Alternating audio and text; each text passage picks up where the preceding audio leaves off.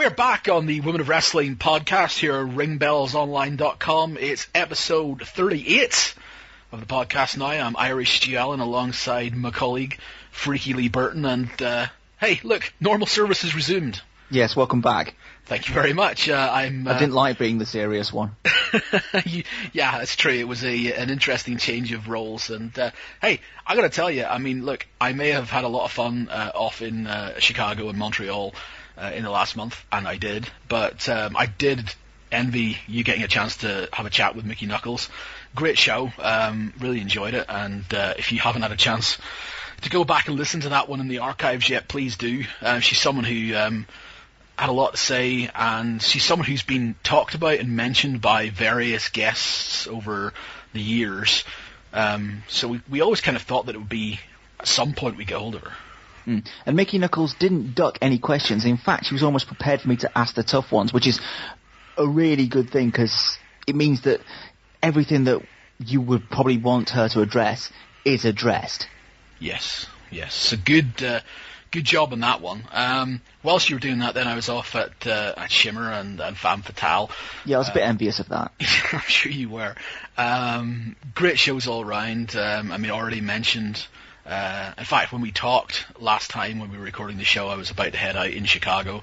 I'd already mentioned that Femme Fatale was considered by everybody involved to be the best show to date. So get that one on DVD when it comes out. But the Shimmer weekend was pretty spectacular as well. It was finished up, and I don't know. I mean, I don't know if there's people who really avoid spoilers for Shimmer before DVDs come out. I don't know if these people exist, but if you do avoid spoilers, I'm sorry. Forward a few minutes. But the last two matches on the last taping on the Sunday night moved me, and when it comes down to what pro wrestling should be, in my estimation, good pro wrestling should emotionally invest me. And the four-way Shimmer tag title match featuring the team of Sarah Del Rey and Courtney Rush winning the titles, and Saraya beating Melissa for the Shimmer Championship. Both of those affected me, both of those moved me, both of those made me care, both of those made me stand up and go, oh my god, this is amazing, and this is why I love pro wrestling. And that's not even only to say the fact that probably the best match of the entire weekend, as far as an in-ring perspective is concerned, was the match with Leon and Ray taking on the team of Ayako Hamada and Yumi Kurihara. That match, again, the last few moments of that match, everyone was on their feet. It was a match that brought the crowd to a peak. Everyone was standing up, just saying they couldn't believe what they were seeing. So, yeah, it's a wonderful thing, and when the DVDs come out, please get them. You will love them. And this isn't helping with my coping mechanism. Yeah, I know. It just means that you've got the delayed gratification of seeing them somewhere down the line. I mean, you still got this stuff to look forward to. I'm never going to get to relive that moment. You still get to live it. I suppose everyone has their first time experience. Yes, and not only that, but the next tapings actually for Shimmer and Femme Fatale already. Well, Shimmer's running again in October 27th, 28th. And Femme Fatale, I was going to say their next taping. It's not their next taping. They've got a taping coming up in June. But the taping after that has already been penciled in for November 3rd. So it's another big double-header weekend of action there. Yep, which means that in theory, if anyone's going to do the two shows back-to-back, they'll get to experience two anniversaries. They'll get to experience Shimmer 50 and Femme Fatale 10. So far, Shimmer 50 isn't penciled in to be anything sort of bells, whistles, 10-hour spectacular or anything like that, because the problem with it is, if it is a problem, I suppose, is that the Shimmer 50 falls as the second taping of the weekend. Yes. So that means you've still got two tapings to go after that. Yes. But, it's still Shimmer 50. I'm sure there will still be something to mark the occasion. I'm sure there will. And I know people have already made their plans and booked their flights, which is quite impressive for these tapings. So keep an eye on the website. We'll keep you updated as to what's going on. There'll probably be no actual Shimmer news as far as anything until much closer to the time. But you can rest assured it's going to be worthwhile traveling for if you need to. And hey, before we get on to talk about our guest, we're talking about the indies, as we often do. But the biggest... Let's face it, there's not much else to talk about at the moment. The biggest show of the year just happened. What are you talking about, Lee? Well... I'm being slightly facetious. Yes. WrestleMania came and went, and it was a big pile of nothing for the Divas. It was a tag team match with Kelly and Maria Menounos against the team of Eve and Beth, and it was a match that came and went and existed, and that was about it. There's nothing coming out of it. There was no promotion on the shows beforehand for it. Yeah, Maria is busy and has been busy on Dancing with the Stars, where she's actually doing really well considering she's got a cracked rib and a stress fracture in her foot. But yeah, I mean, look, Maria's not bad. For a part-time wrestler, not even a part-time, for somebody who's only wrestled on 3 occasions now. With many fractures in her body. With many fractures in her body. She's pretty good. She's arguably better than Kelly, who's been doing this for years. Yeah, she's much better than she has any right to be. And, yeah, like I said, she's better than Kelly. And, alright, she shouldn't have been in that ring based on her injuries, but, you know, the match was signed and she wanted to do it. And she is a fan. I think that also helps.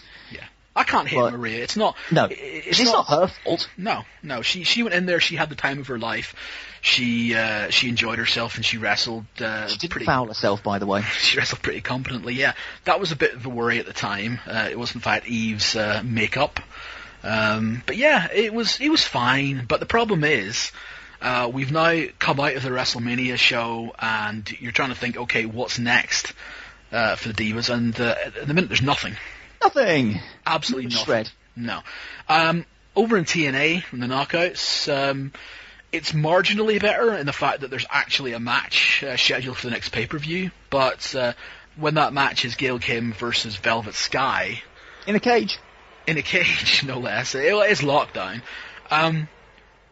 Yeah, is there really anything to be excited about there either? Gail Kim is Gail Kim. You know, you can expect her to go out there and do well and have a decent match. Velvet Sky, however, is Velvet Sky. Yeah. I gave Velvet Sky the benefit of the doubt last year when she became Knockouts champ. You're a giving guy.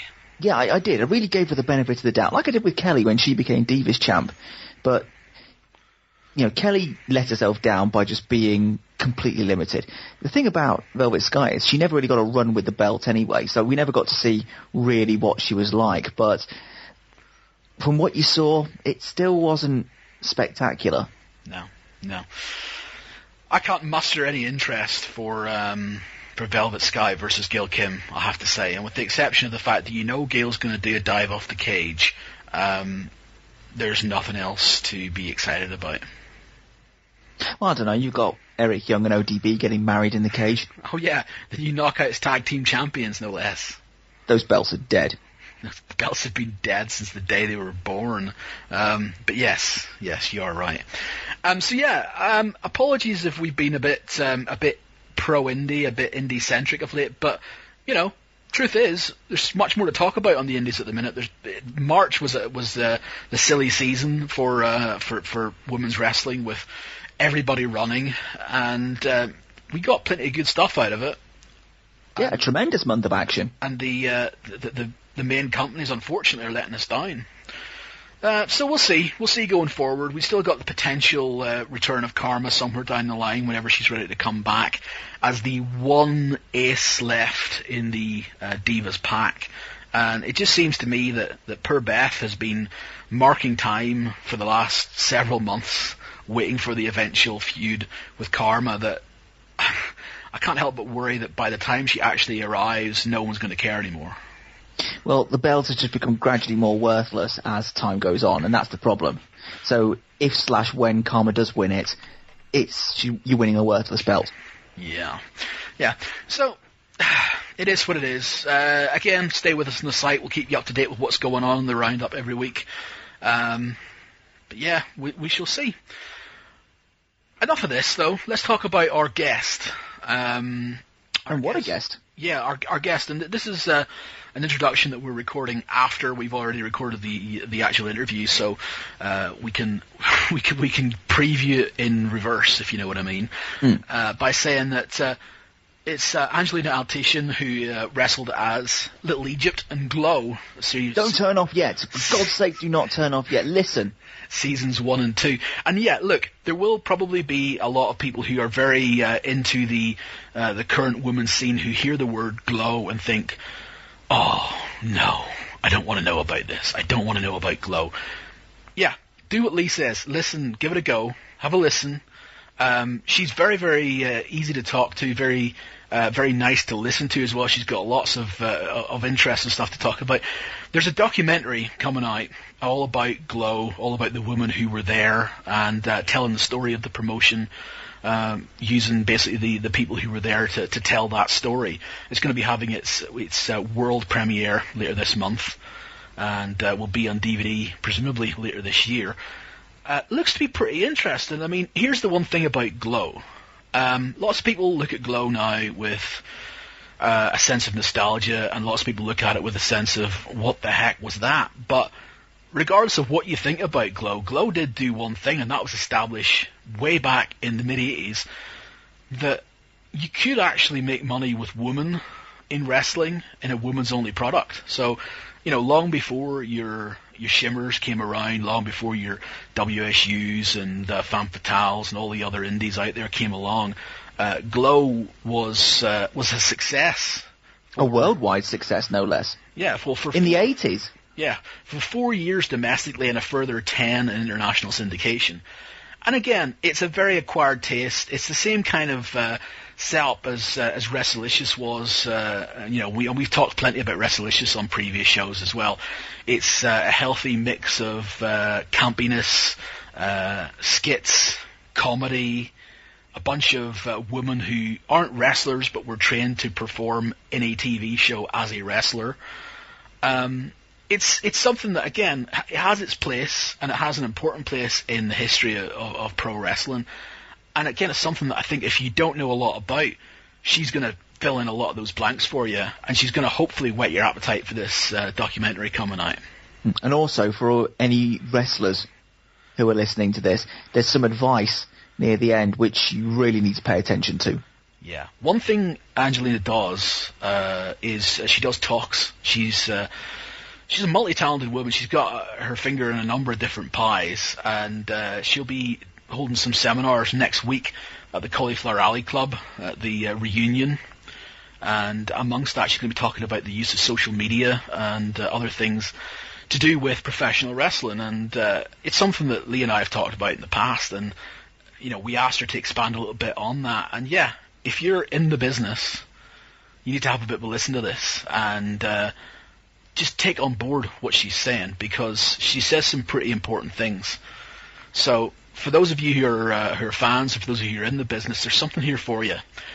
So yeah, have a listen, and we will be back in just a moment with our guest, Little Egypt.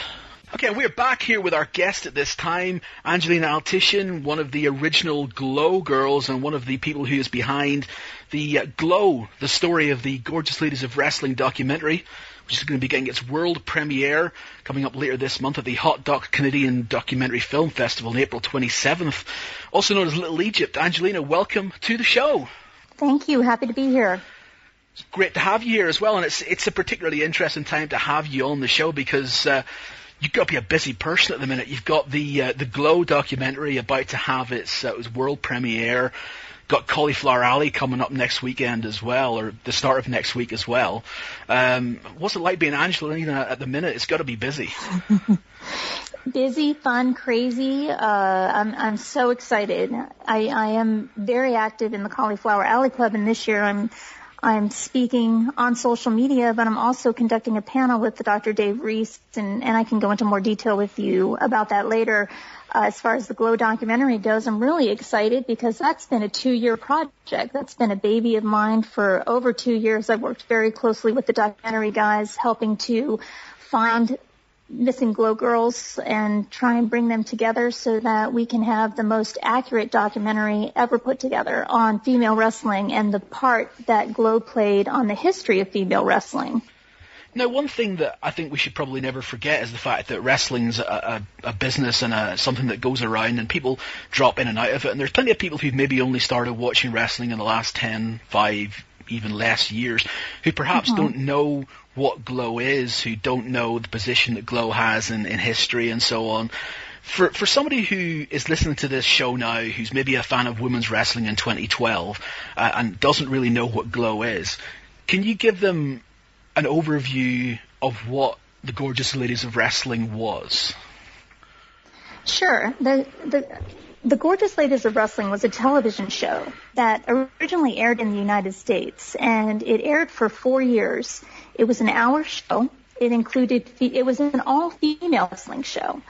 So the cast was all females. We had skits. We all had our own raps too, which were very popular. This aired in the late 1980s. So at that point, our culture was very big into raps because of the Super Bowl Shuffle and the Chicago Bears. And so we incorporated raps. We had skits. It was a variety show in a sense. It was, hee-haw meets laugh-in. And it pushed the envelope on where we could take wrestling. And because it was the first all-female wrestling show, we set the standard in the industry, and we created an opportunity to demonstrate that female wrestling is viable, that you can make money off of highlighting female wrestling. And as a result, after the Glow show, that's when you saw the bigger promotions like TNA and WWF, who went in to become WWE, TNA with their knockouts, and the WWE with their divas. And that's the emergence. And so I spend my time making sure that Glow is recognized for the part it played in female history. As far as this documentary is concerned now, this is a documentary which is going to tell the story of the promotion and hopefully its place in wrestling history, like you said. It's directed by a guy by the name of Brett Whitcomb. And I know you've got a big part to play in this documentary as well, so perhaps you could explain or maybe tell us what attracted this director to want to tell this story. What was it about Glow that appealed to him? Well, Brett Whitcomb and also the writer-producer Brad Thompson, they worked jointly together in this, and both of them were very familiar with the Glow show, being raised on it, and they were watching it when they were younger. And they also typically tend to like to do their documentaries based on pop culture and what creates like a cult following. Why does it have a legacy? Why do people feel nostalgic when they talk about the Glow show? And it's never been done before. And our 20-year history, after Glow went off the air, after its 10-year syndication, that was it. Glow did not have the, it wasn't its own promotion. It was a show. And that was the difference, because this was designed for television. And so when the show stopped, when it stopped airing, it disappeared, and we didn't have the resources available like some of the bigger promotions that are out there now. We didn't have the resources available to stay in touch, to do any type of reunions, to create any offshoots of the Glow show, and so it just ended. And this is what's so fantastic about the documentary, because so much of the viewing audience, have remembered it fondly. They grew up on it. And for them to come back and see what happened to the girls and what the Glow story, how it transitioned, I think they're going to be really, really interested in that. And it's not just designed to answer those questions about what happened with Glow over the last 20 years. It's a story of coming together. It's a story of women. And you don't have to be a wrestling fan to enjoy what this documentary is going to provide.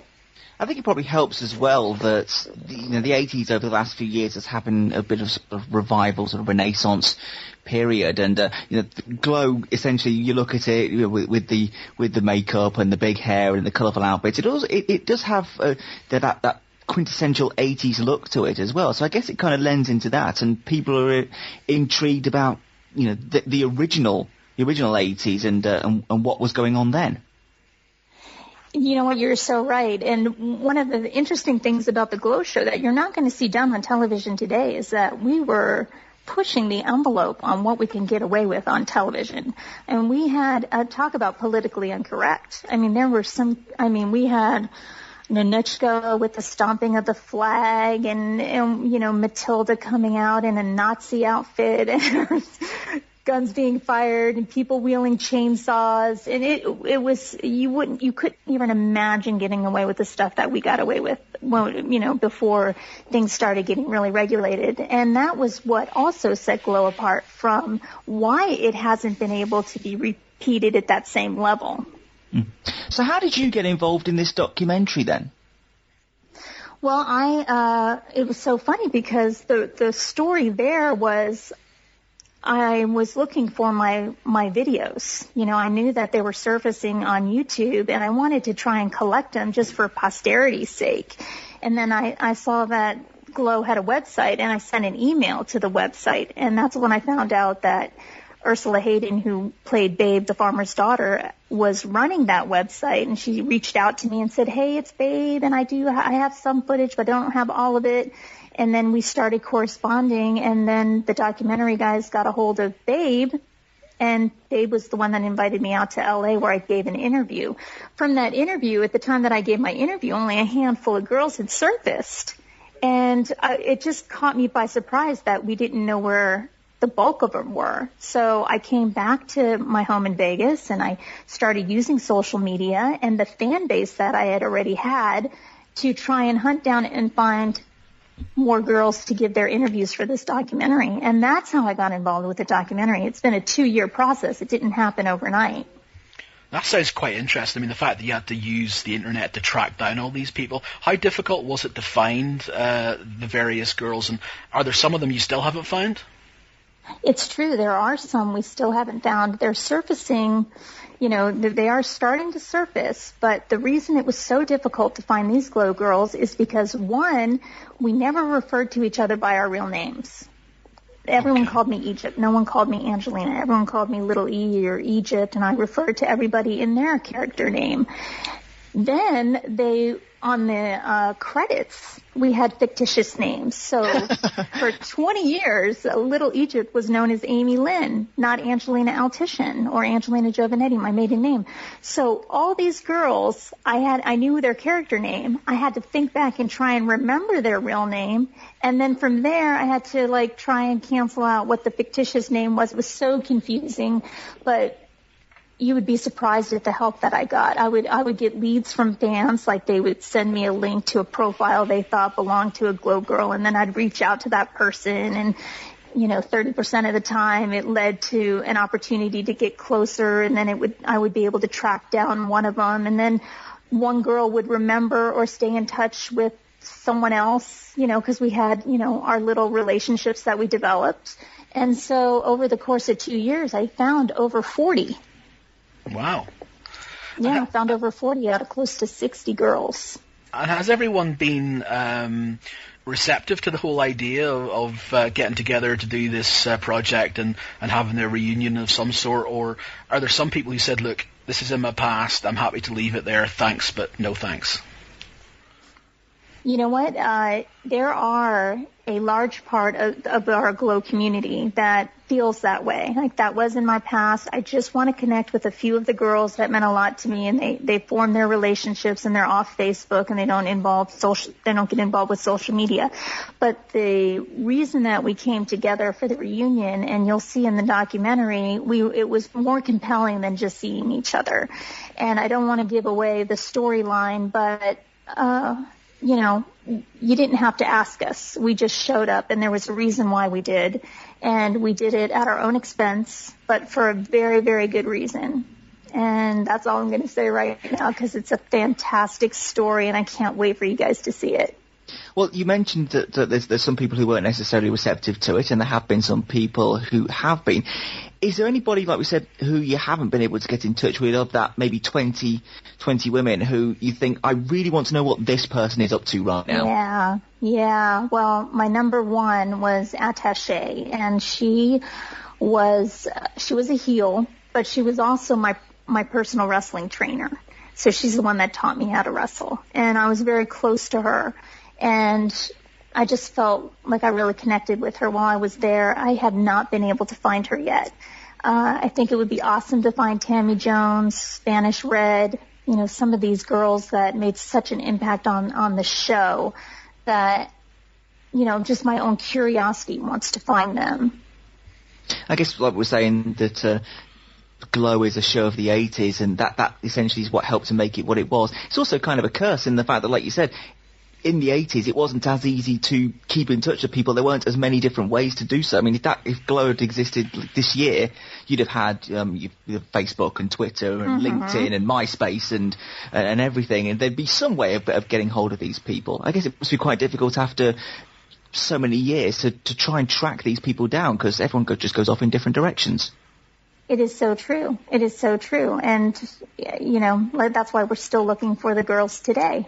We've connected with so many of them, but they're still out there, and I hope that the documentary will help the rest of them come to the surface, because we're making ourselves very public. You can go to Facebook and basically put in a character name. You can put in Little Egypt, Glow, and I'll pop up. Anyone looking to connect with the Glow Girls will be able to put in their character names, and you'll be able to see a character-specific profile that they've created so that they can engage directly with their fan base. We're hoping that as the Glow documentary increases in popularity, that these girls that are missing will come to the surface, and then we'll be able to reconnect with our sisterhood, and that's been my dream. That's what I've been working on for the last 2 years. Now, you said it's been a 2-year journey to get to this point now, and as I said at the start, we're on the verge of the world premiere, which will be April 27th up in Canada. There's following that, there's a US premiere, I think, in Los Angeles early May. I mean, what else can you tell people about as far as the film is concerned now? Is it likely to just go around some festivals for a while and then there's going to be a DVD release? What do you know about the way this is going to work out? How can people see this around the world? Okay, well, right now it's going through the film festival circuit, and it is having its world premiere in Toronto on the 27th. Los Angeles on May, it's in Newport Beach, May 1st and 2nd, and then it's also premiering in Los Angeles on May 3rd. I can tell you that the majority of the Glow Girls will be at that festival on May 3rd, so what's wonderful is that the premiere is going to also be a great opportunity to see the Glow documentary on big screen in a theater full of Glow Girls. How fun would that be? Will there be like a question and answer session as well or anything like that? Not that I know of, but that's a really good idea, and I can suggest that. Sounds an interesting one. I don't know. Yeah. The first official premiere, the first official public reunion for the majority of the Glow ladies would have been last year at the Cauliflower Alley Club. How weird was it seeing people after all these years, after even talking to them on the internet and so on? How weird was it actually getting to see them face on again? Well, we had seen each other privately months before at a private reunion that we held for the Glow documentary. So that was the first time that we saw each other. And here's what's interesting. Season 1 and 2 had a completely different cast than season 2 and season 3 and 4. So when we saw each other at the reunion, we were seeing girls we've never seen before. But we knew about them. We knew about their characters. And yet we came together and we shared the same stories and we had the same. It was easy to embrace them even after meeting them for the first time. So Glow is a very interesting example of female camaraderie in a crazy, crazy male-dominated industry.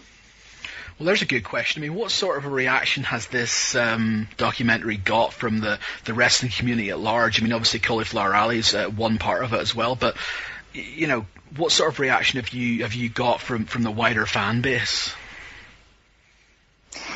Well, everyone's embracing it because now, 20 years later, you can see the impact that Glow had on the wrestling community. So it wasn't just a variety show that had female wrestling in it. It actually pioneered an entire female wrestling industry. So that's fantastic because as a result of the Glow show, promotions like TNA came out with the Knockouts. As a result of the Glow show, WWE came out with their Divas. And one of our girls, Tina Ferrari, Lisa Moretti is her name, but she wrestled as Tina Ferrari on Glow, went on to become Ivory in the WWE. She's a 3-time world champion, the only one to take the belt away from China. She held that belt for 3 years, and now this year at the Cauliflower Alley Club, she is being honored as the Female Legend Award recipient. How exciting is that?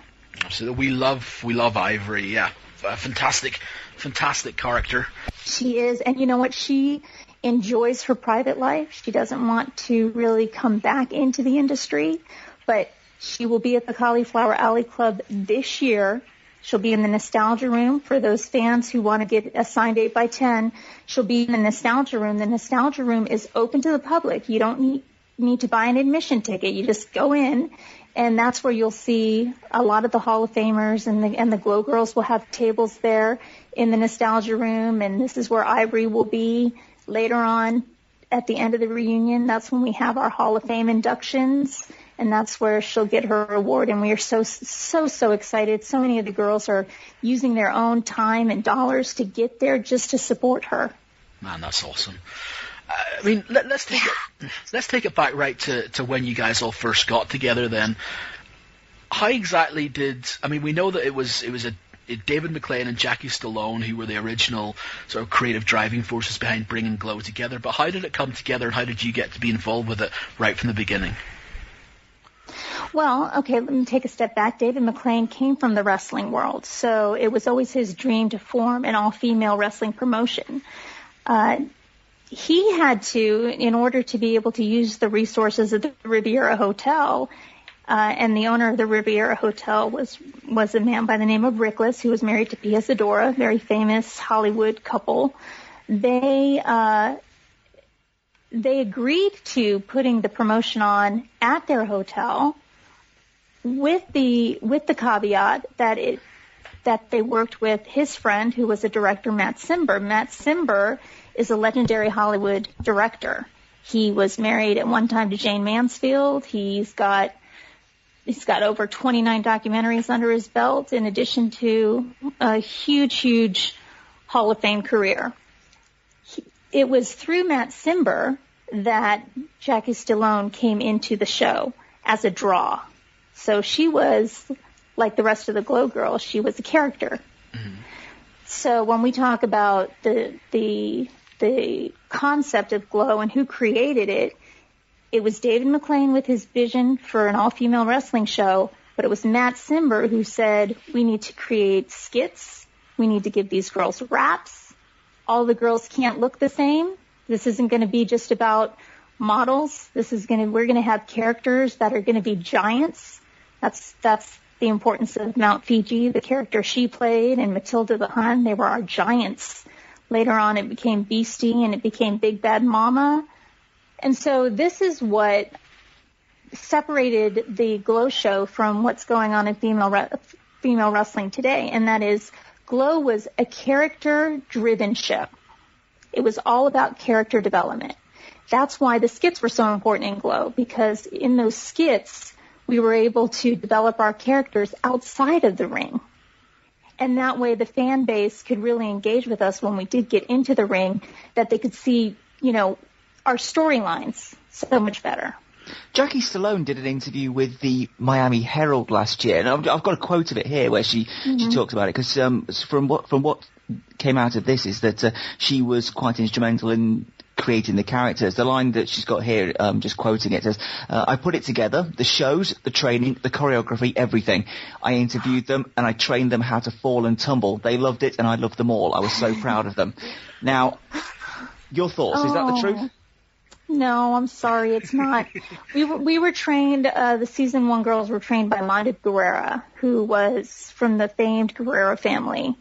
From there, that wrestling training became something the girls did. We self-taught each other.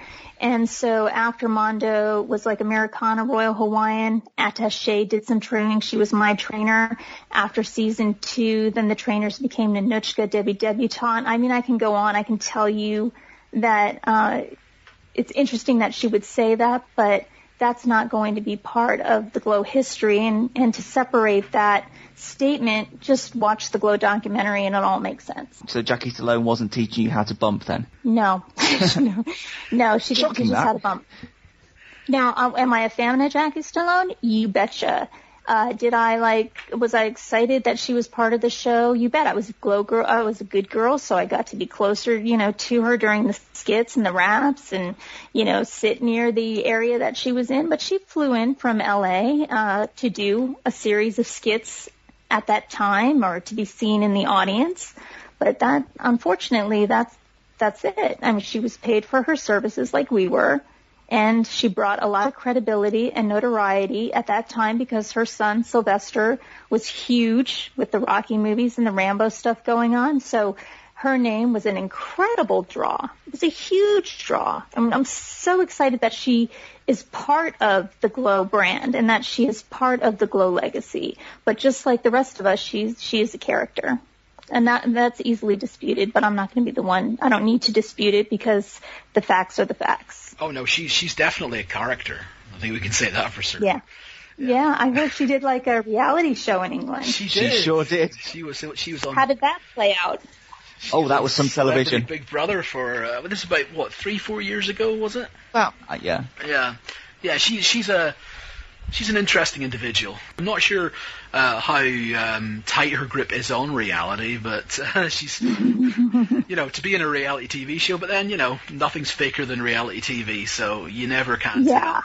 But she was certainly, she was certainly interesting to watch. And she came in as a surprise halfway through the season, and it was quite a surprise. Neat. Oh, that's great. That's great.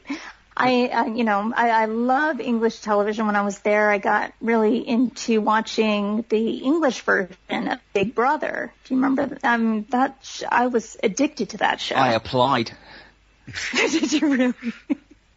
Oh, that's so funny. I love that show. Oh, well, it'll happen. I don't think I necessarily want it to happen now. Is it still airing? It absolutely is, yeah. Yeah, it's been going for 12 years now.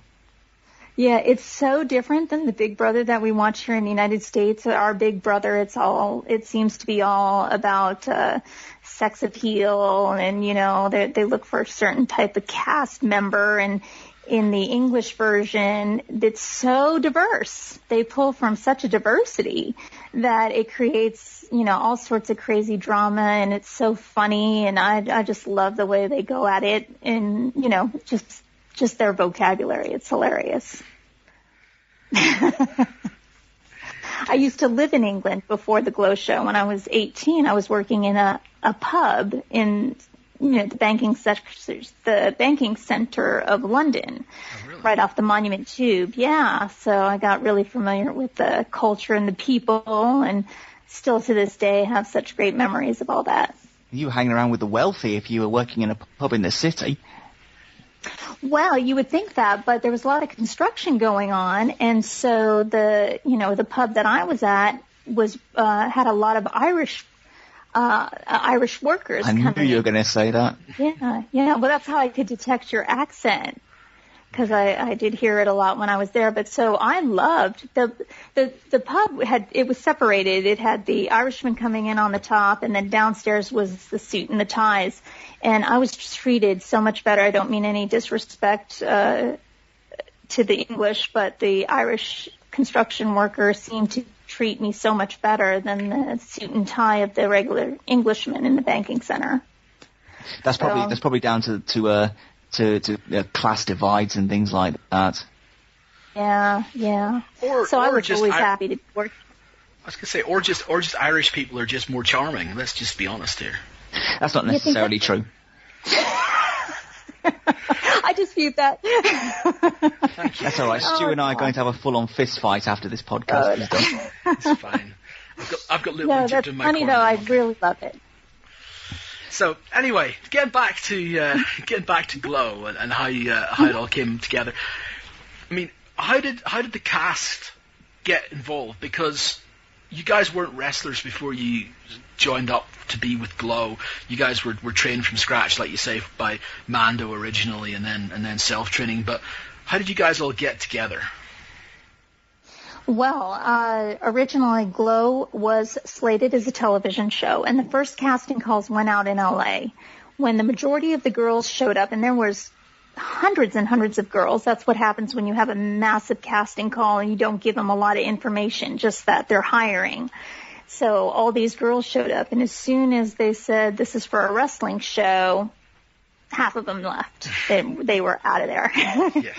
The ones that stayed had to get trained and to start learning how to bump. And from there, whatever cream came to the surface, those girls were selected, they were given characters, and they came to Las Vegas for the filming. Season 1 and 2 girls, basically, they were made up of models, actresses, stunt women. When season 2 finished, and David McLean took the bulk of those women with him on POW, which is the federation he created, Powerful Women of Wrestling, and he took them on tour, and I was one of them. I went with David.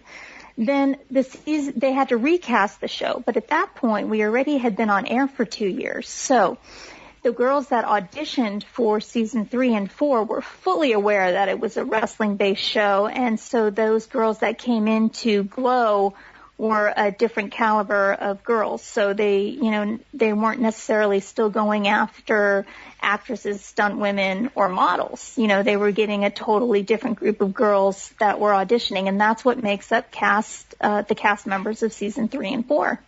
You were quite young when you auditioned, weren't you? I was 19. And actually, I was working in a T-shirt store in Las Vegas, and Mount Fiji and Olympia came in to have a T-shirt made for a match. And, you can't help but talk to Mount Fiji. She's so charismatic and huge. She's a giant personality as well as a giant. And she, we started talking, and she engaged with me, and she encouraged me to go down to the Riviera and try out. And I thought, there's no way, I'm too small. I can't do what you're doing. And she says, don't worry, there's small girls that do this too. And I did. I went down and talked to David McLean. 2 weeks later, I'm in my first match in front of a live audience. No. 2 weeks. 2 weeks of training. So what's interesting about Little Egypt's character is that if you actually watch these videos, you can see Little Egypt progress in her training till the point where I finally get finished at the end and tear my ACL in a match. So that's really unheard of now, because female workers today, they start in the indies. If they get lucky, they're picked up by a farm team. From the farm team, if they're lucky, they get a shot at a character. And this is after years and years and years of bumps. They get to this point. I got there in 2 weeks. It's pretty impressive. Now, you may not have been around at this point, but I did hear a story, and I don't know if you could either confirm or deny this, but it's to do with Mando Guerrero's training. That at one point he believed that people weren't taking it seriously, so he put one of the girls in a submission hold until they cried. Is that true? Yeah, did that happen? Yeah, it did happen. I wasn't there to see it. No, who was there? Hollywood was there, Tina was there, Ashley was there, Spike and Chainsaw. All the season 1 girls in the very beginning that shot the pilot were there to confirm that actually did happen. And Mando in the documentary talks about it. So I can't wait for you to see that, because no one tells that story better than Mando. You get to hear it right from his lips. I'm happy to hear that Mando's part of it as well. I mean, as far as the documentary is concerned, is everybody who was a major player involved in this, or is there anyone who perhaps didn't want to be involved? Is everyone here? You know what? Yeah. For example, Spike and Chainsaw give their interview in the documentary, and they want to live a very, very private life. So they gave their interview. Tina Ferrari, Lisa Moretti gives an interview, and she also lives a very, very private life. And you'll see, there is a reunion that takes place, and a lot of girls, you will be able to see them on this documentary, but won't be able to connect with them in any other way. So they were happy to do it. They were happy to give their voice to the documentary so that it's all chronologically taken into account and a complete history of Glow is told. So, yes, to answer your question, yes. Regards to the ethos behind the promotion, and you talked about how it was Matt that really decided this is what we want to do. We want to have this bright characters, these different looking characters, these different gimmicks and all that sort of stuff. Was everybody happy with the gimmicks and the characters that they were given?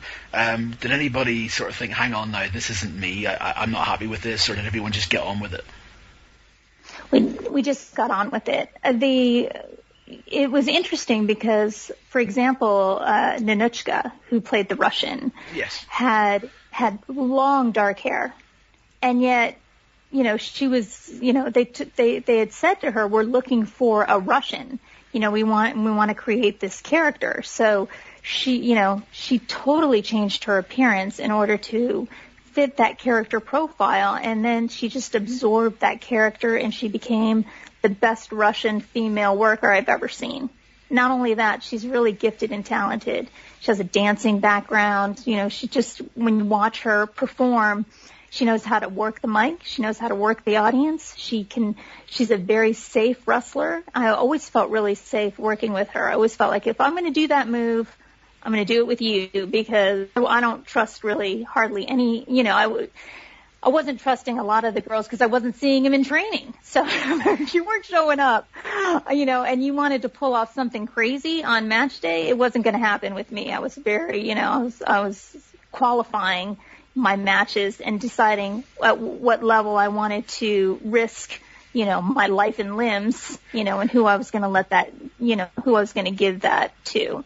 So Nanuchka was one of them. And then, some of these girls came in, looking one way and coming out with a completely different character on the back end. And it was really interesting because some of the girls resisted their characters, but then they fell into it and they realized it was a great opportunity. My character, they wanted to fit a profile for a Egyptian belly dancer. They always thought, it would be wonderful if we could get a girl to fit this profile.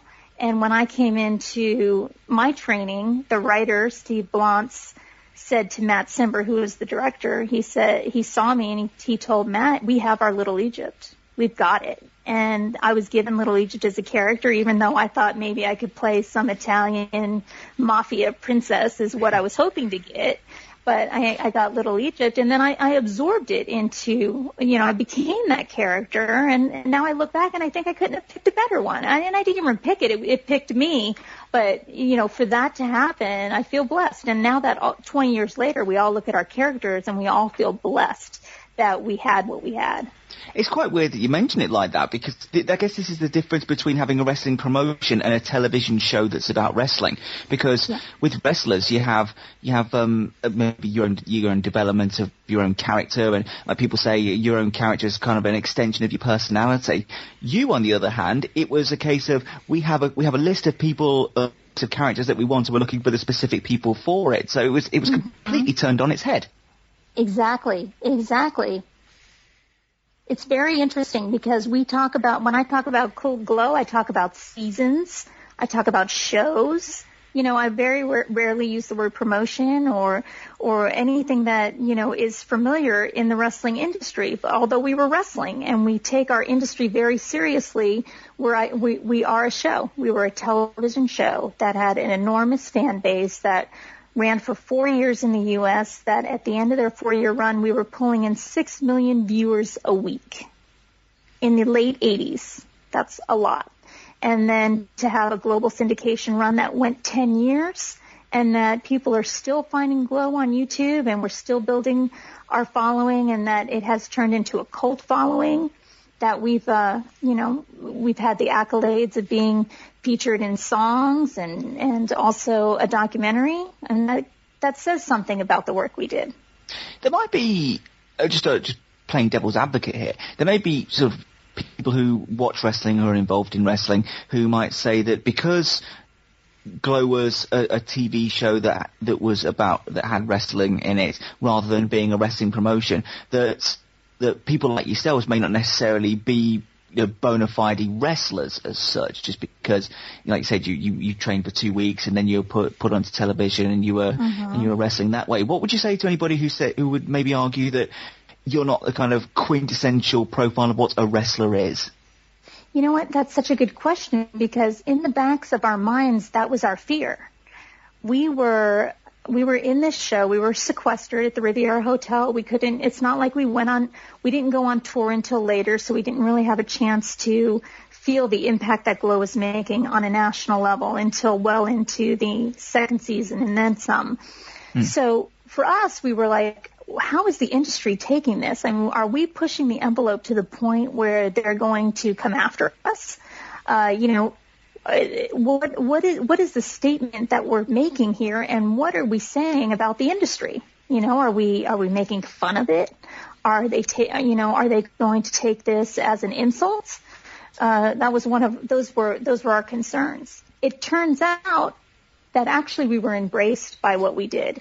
That I have run into WWE legends that were watching Glow at the same time they were working in the WWF at the time, that they were fans of the show, that they were proud of the work we did.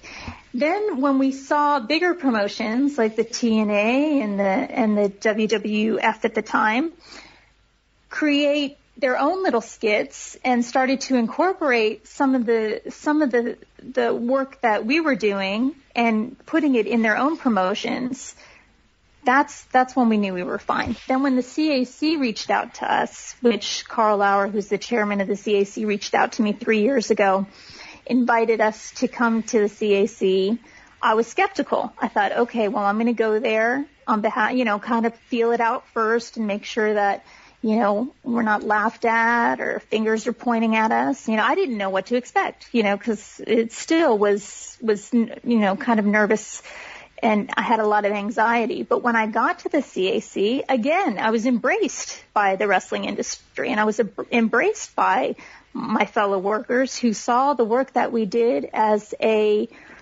groundbreaking.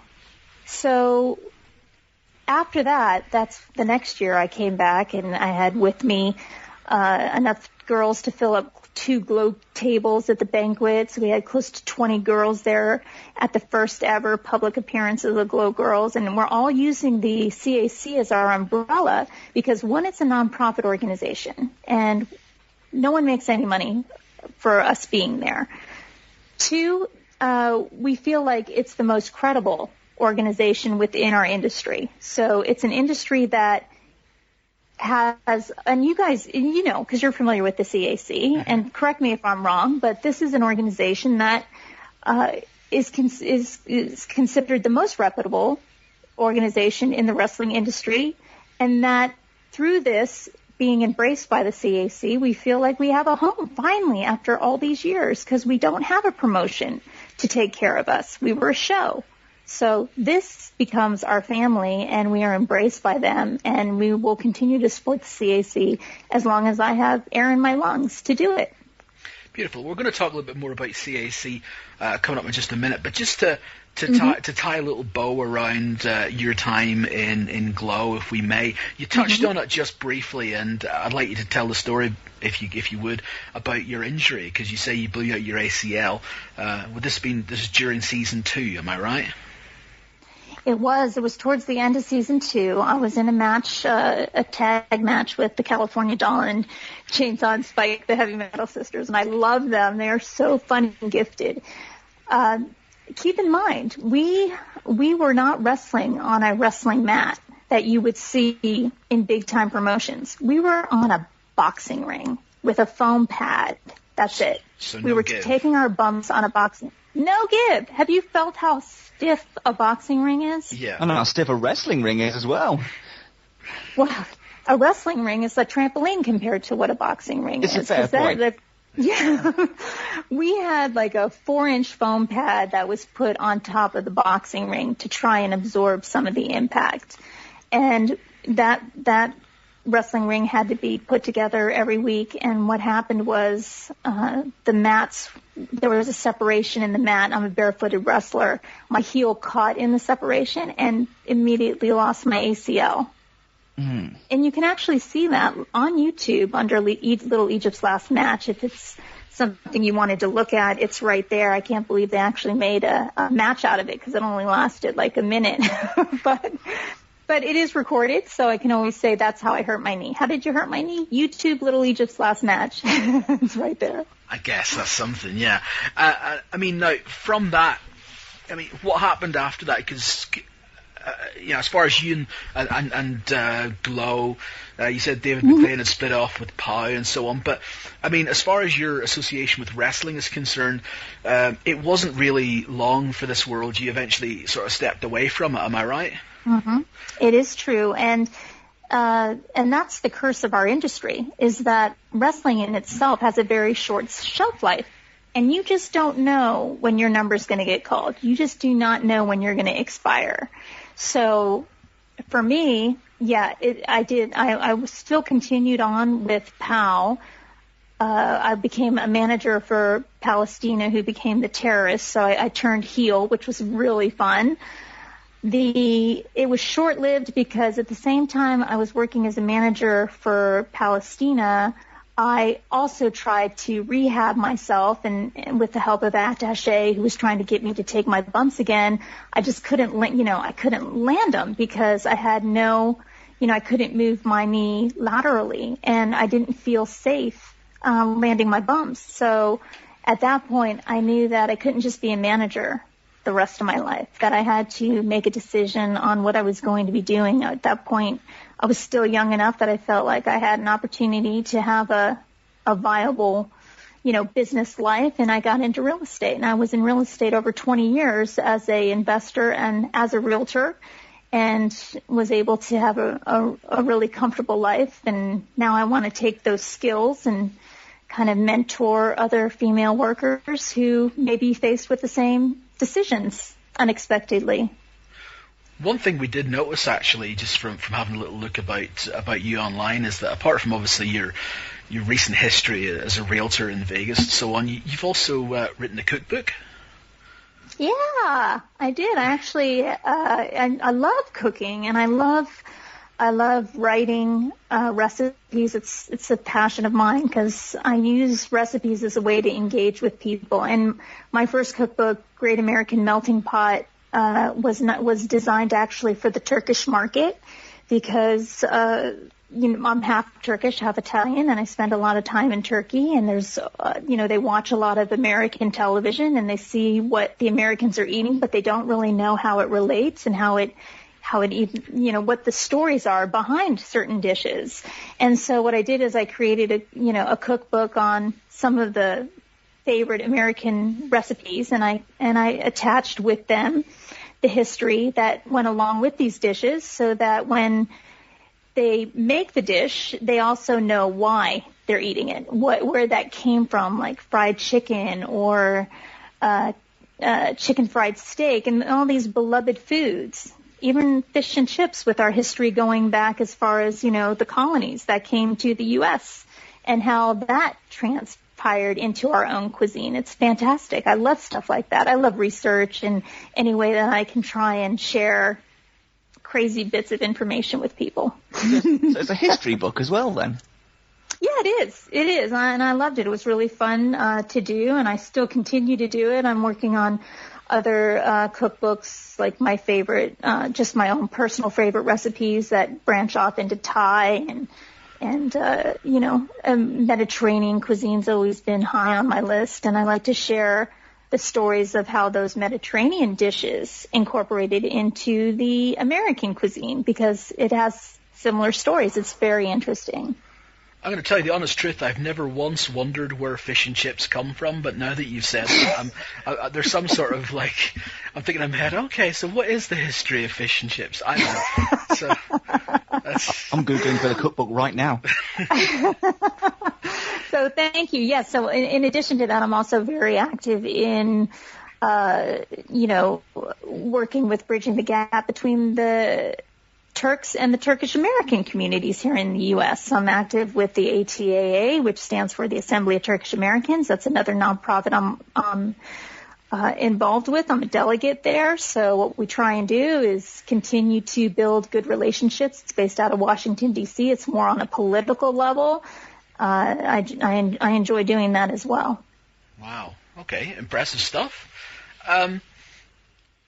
On regards to Glow, it's something that's had enduring popularity. Like you said, there was a 10-year syndication worldwide after it had finished airing in the US, and it's kept a certain nostalgic glow for a lot of people. No pun intended. To the point that we've got this documentary. There have been attempts through the years. David McLean tried a couple of times. Johnny Caffarella has been involved with some stuff as well here and there to try and restart something Glow-esque, whether that be POW, whether that be the Women of Wrestling promotion in the early 2000s, whether that be most recently for people who might have an idea about this, Wrestlicious had certain Glow elements as well. None of those seem to have had anywhere near the kind of impact, or none of those are held in as high esteem as Glow did. What is it about Glow that's allowed it to have such enduring popularity, and what is it that these other following promotions or following shows have failed to capture? Boy, that's a really good question, because if I knew the answer to that, then I'd tell Johnny. Yeah, exactly. Wrestlicious would have been a success. But I think that Wrestlicious, out of all the promotions that you've talked about, Wrestlicious is the closest to Glow, because one, Johnny was the announcer in Wrestlicious, and also Steve Blanks, who was the writer for Glow, was the writer on Wrestlicious. So it has Glow flavor, and I thought they did a fantastic job with the wraps and the coloring and the character development and everything that they did. I think what it comes down to is just that it's very, very difficult in today's world to launch anything, any television show, whereas in the 80s when Glow was launched, it was, we were using the NAPTI convention. We'd go there and we'd sell it in syndication to these different markets. And now I just think that there's so much available in syndication now that it's just, this content's getting overlooked. So we were lucky. I think timing had a lot to play, had a big, role in why Glow was successful. It was just, as you look at these little elements and you kind of put it all together, money played a big factor. It was funded by Rickless. So if you look at the Glow footage, you'll see on our mats we had Brute and we had Fabergé painted right on those. Those were Rickless's companies. It was filmed at the Riviera Hotel, which he owned. It was a major commercial that he was funding. And so whenever you can have that type of money behind any type of work, the chances of it lasting longer are that much better. And Glow did not end because of money.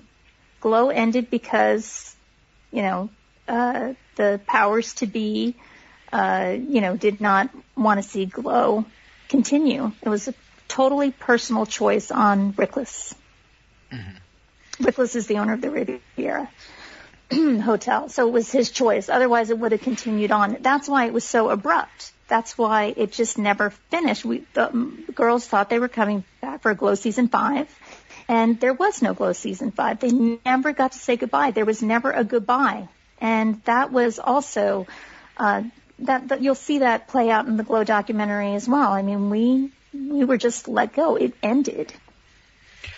Another question I have, and it's sort of on the same kind of Glow Wrestlicious comparisons, because like I say, there's a lot of very Glow-esque touches to Wrestlicious.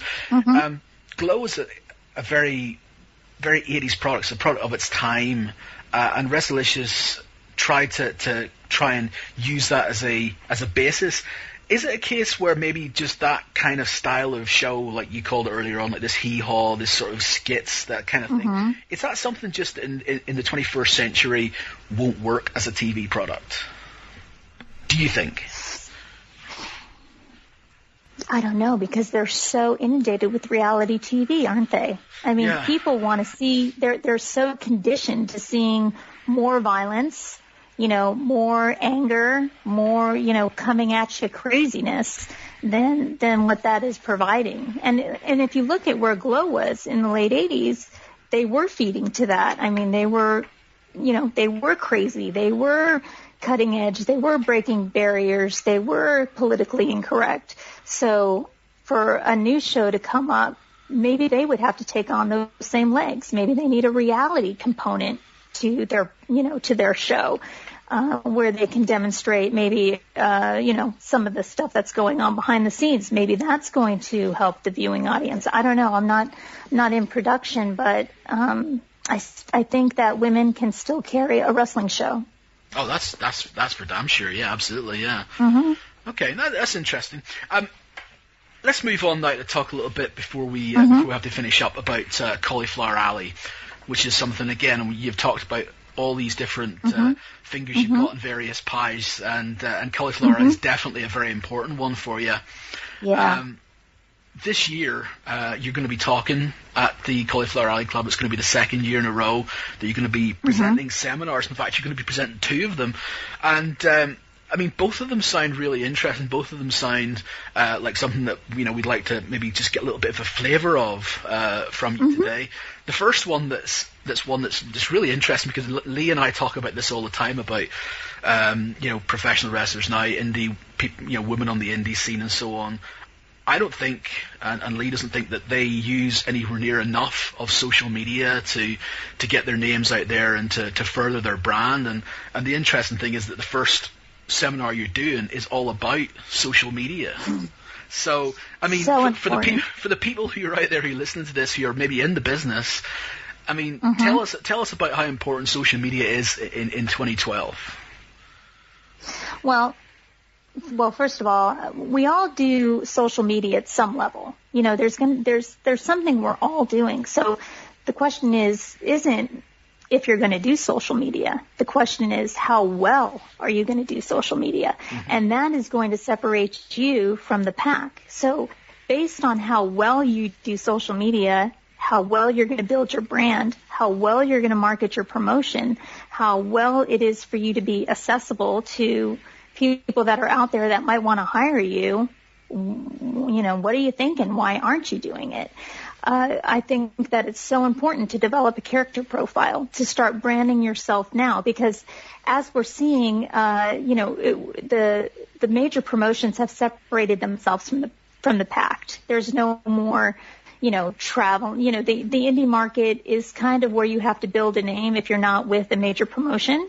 So within that indie market, you don't want to get stuck working for a promoter who just lets you go. You need that brand to follow you to the next promotion. You need to be able to have a following in order to let that following know where you're going to be seen. And that's why I'm a big believer in social media. And then the best part about it, it's free. I mean, the ROI, the return on investment, 100%, because it costs you nothing to build it, just a username and a password. Why aren't you doing it?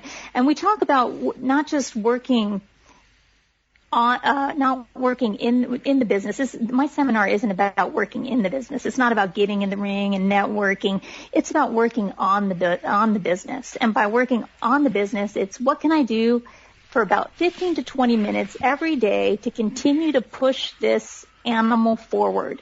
Because if you're not doing it, guess what? Someone else is doing it, and they're going to get the calls. And that's not what you want to have happen. That's not what we want to see, good workers who have a lot of talent getting overlooked because they're not into, or they don't have the skills necessary to brand themselves. I'm so glad that you're saying this. I'm biting my tongue a little bit because it's something that colossally winds me up. Because, like you said, you are your own brand, you are your own business, and like you said, with it being a business, the object is to essentially make money from doing it. And it's never been easier to be able to get your name out there than right now. Isn't it true? Isn't it true? I mean, this is a new media for all of us. We're all playing with it at the same time. What's the $1 million question? How does social media equate into dollars? That's still yet to be determined. We don't quite know how it's going to equate into dollars. We know with about 100 followers may equate to one sale. Okay, that's kind of the numbers that are surfacing right now in any type of industry that's using social media. So are you looking for the one sale? What is social, where are you going with social media? But you got to go somewhere. There is an answer out there, and it's still yet to be developed. And I've seen some incredible stuff going on right now within our industry. I've seen, you can go to ShellyMartinez.org and look at her website if you want to see a good way of actually making money off of social media, because on her website, she sells her time. She sells Skype calls. She sells T-shirts. She sells 8x10s. She sells dates. These are things that she does using social media that's pulling in an income for her. So she's playing with it, and it might develop in that direction, or it might be just developing name recognition only, but it's going to be the way of the future. It already is the way of the future, but it's going to be the number one way to reach out to a fan base, to connect with them. How it turns into money, we're all still trying to figure that out. I'll give you another example again, as far as, like you said, just about getting name value recognition out there. I mean, we obviously run a women's wrestling website, so it's part of what we do on a regular basis is to check out what a lot of wrestlers are doing around the world, and some of them make it so easy. And this goes for both wrestlers and promotions as well. Some of them make it so easy to follow what they're doing, where they're going to be, dates, everything you need to know in one place. And other people, you would honestly think they didn't want the world to know what they were doing. Yeah. Oh, yeah. Just on a side note of that, I think it's one of the things that I notice as well is promotions who will promote their show and promote their show and promote their show, and then the show happens, and then after the show's over, you never found out what happened. So if you couldn't make it, you wouldn't be interested in finding out next time. So you know what? That's cool. That's really interesting. I'm gonna use Resistance Pro, because I think what they're doing is a fabulous job with using social media. Not only do they promote their event, but after their promotion, they're selling the DVDs. Certainly, they're getting the word out there.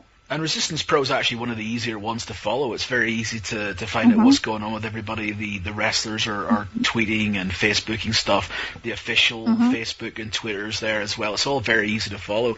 And you would think, again, like you say, for something which costs no money, it should be high on people's priority just to spend 10, 15 minutes a day making sure that they service their fan base. I know. So then the question is, what's keeping them from it? Is it the fear of social media and how it works, just because there's no tech support available? There's really no learning structure in place to help people understand the backstory of the social media? Or is it a fear of success? I don't know. One thing that thing that came up when I was discussing it with somebody at one point was this kind of traditional values about wrestling and protecting the business and not letting people find out too much about it. And I thought, okay, there's kind of, I can see a little bit of logic to that, but at the same time, it doesn't cost anything to tell everybody where you're going to be wrestling and when you're going to be wrestling and who you're going to be wrestling, and afterwards just tell them whether you won or lost, because people can then follow your antics and find out what you're up to. That's not necessarily exposing pro wrestling, even though there's nothing really much more to expose. Yeah, I was going to say, what's left? Yeah. But if you did want to do that, then you can still tell people the essential things about winning and losing and where you're going to be and what you're going to be doing and how much it'll cost to come and see you. Yeah. Yeah, you're right. I don't know if there was necessarily a question in there, just a statement that I wanted to throw out there. Yeah, no, it was a good statement. No, it was good, and it makes sense, and there is a level of frustration, but I think it just comes from, I know with my many of the Glow girls that aren't as aggressive as they should be on their social media, doing social media, it just comes from a feeling of overwhelm, that just because it makes no sense because they need it broken down a little bit more simply for them to understand, because it's just, if you're not doing it every day, then it looks overwhelming. That's why if you just spend 15 to 20 minutes every day working on the business, not in it. We all work in it. I get that. Talking to you right now, I'm working in it.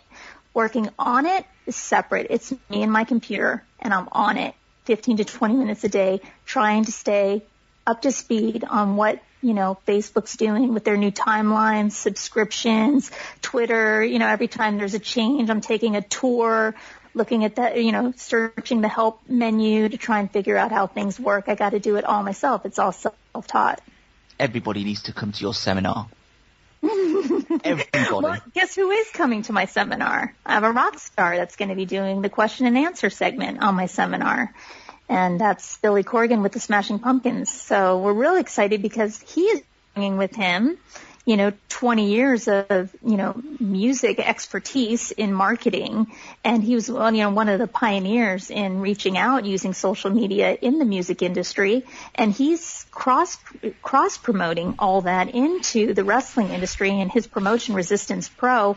And that is, going to be so valuable for everyone who's going to show up to the seminar, because you can talk to him directly and he can tell you what he feels is working, what he feels like is not working, and you can utilize all that information so that you're not reinventing the wheel. Because when you start having to reinvent the wheel, that takes a lot of time. I say find a good format that works and just copy it and get it in place and keep it moving, keep that wheel moving, because once it stops, you stop, and then you start, then your business stops, and then your money stops, everything just stops.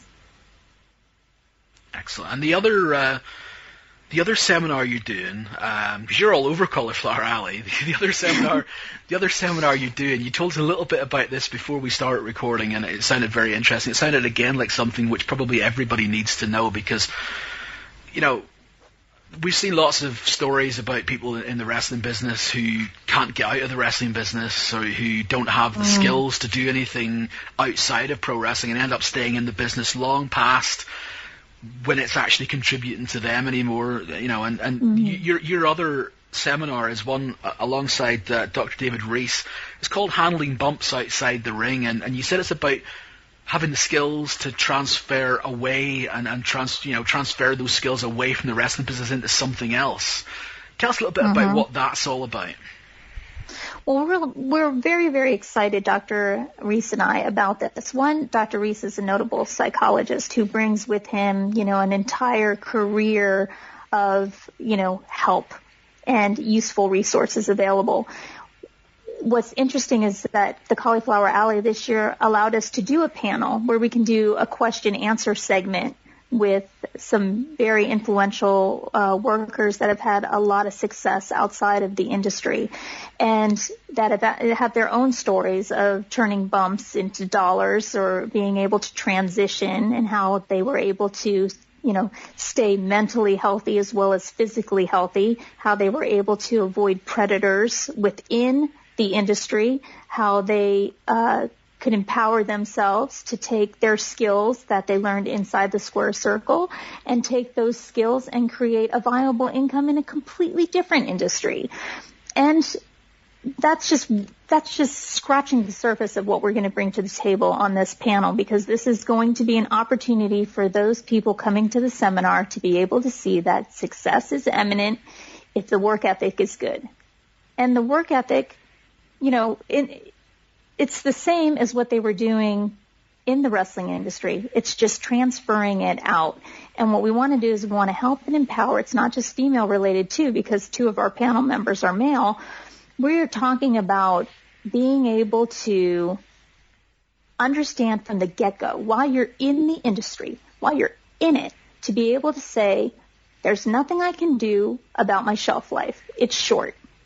Just swallow that pill, so that once you accept the fact that your shelf life is short, then you can start putting your eggs in different baskets early.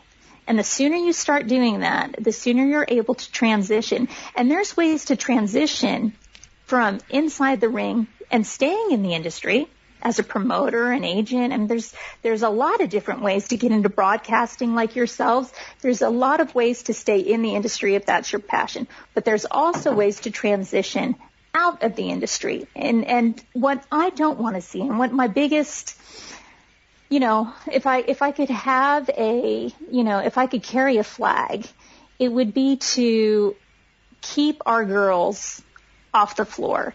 And when I say that, I mean so many of them believe that after their life in the ring is over, that their next option is apartment-style wrestling, or that whole get someone to, work you through, this type of, dominatrix thing that goes on. And it's there, and it exists, and it's a shame, because these girls, it's only because they don't have enough confidence to believe that their skills can work outside the ring that they are accepting the fact that this is the next avenue outside of the wrestling world. And that's just my deep passion, deep down in my heart, is that I want to really empower women to be able to transition without falling prey to some predator out there who's going to tell them that they don't have any self-worth, that they need to do this show, or they need to go on a private wrestling appointment, or they have to wrestle someone on the floor of their apartment. That's not what I want to see. I think that takes away from what a great industry this really is, and how it can actually be a great way for all of us to work on skills so that we can transition out. There's probably going to be lots of different things, I'm sure there are, that are going to be in your seminar, and I don't want to get you to share your secrets here before you do your seminar next week. But, I mean, if you're able to just give one example, for example, of someone who's in wrestling who doesn't necessarily think they've got transferable skills to move past the wrestling business. I mean, what's the most obvious transferable skill that a wrestler's got that maybe they don't realize they've got that they can use outside wrestling? The one that comes to the top for me right now is sales skills. Because when you're selling, when you're in the ring, you're selling a bump, you're selling your character, you're performing, and those are very, very good sales skills. So you can take those skills into any sales you want, whether it be real estate sales like what I did, or any type of sales that you feel comfortable with. Those are the same skills. They're identical. And all you're doing is transferring the dialogue. All you're doing is having a different script. The work ethic is the same. The salesmanship is the same. It's easy to do. And I think that as the young indie workers, start swallowing that, then maybe they'll just start keeping an eye open for putting an egg in a different basket as they see these opportunities present themselves, because they do. They constantly present themselves, and you have to have the courage and the confidence to say, yeah, I could do that. And that's not much different than what I'm doing right now. I'm not saying go out there and wrestle your client to the ground for the sale. It's one way to get some money in your pocket. I will take you down. Buy this house, damn it. Could you imagine? But it's the same skills, and it's the same dedication and it's a work ethic, and that's what really all this is all about, is just building the confidence, saying that you can do it and make it happen, and don't let anyone tell you otherwise. Well, it's been really interesting listening to this, and it makes me wish that I could be there next week for Cauliflower Alley. We did think about perhaps trying to attend it last year. Hopefully, maybe some year we will get to attend the Cauliflower Alley. It looks like such a fun sort of few days to spend. I mean, maybe for people who are thinking about it, maybe not in time for this year, but for future years. I mean, just quick overview of what you can expect at a Cauliflower Alley convention. Well, it's called a reunion, and so it's the Cauliflower Alley Club reunion, and they use the word reunion because it's an opportunity for all of us to come together.